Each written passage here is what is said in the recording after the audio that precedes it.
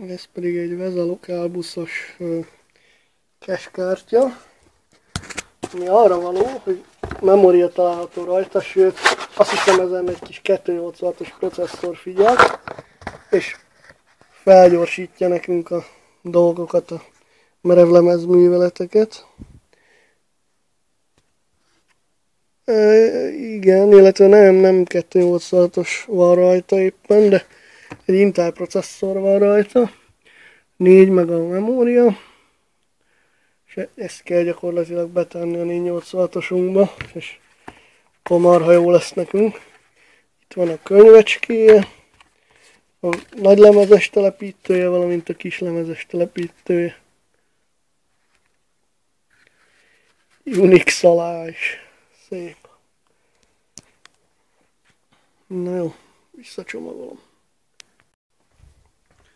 És kiderül, mi van a szekrényben. Na, behalt volna.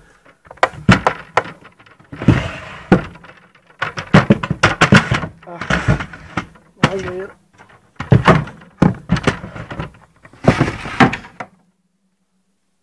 Tada.wav.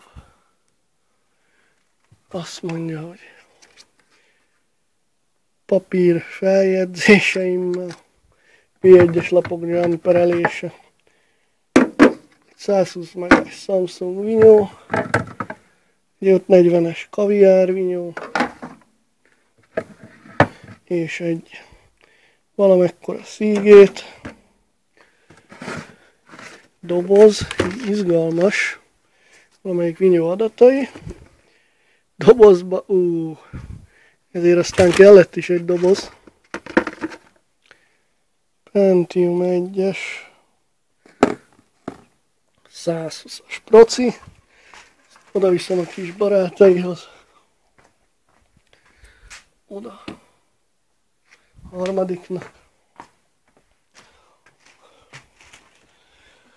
valamiféle CD-rom, egy 4-szeres Samsung CD, nagyon szexi, egy burkolat nélküli 9 szolos monitor, egy atomfegyver, nem tudom mennyire látszik, nem jól, csomag floppy, vajon milyen, PC-sek, Indiana Jones, Doom, királyság.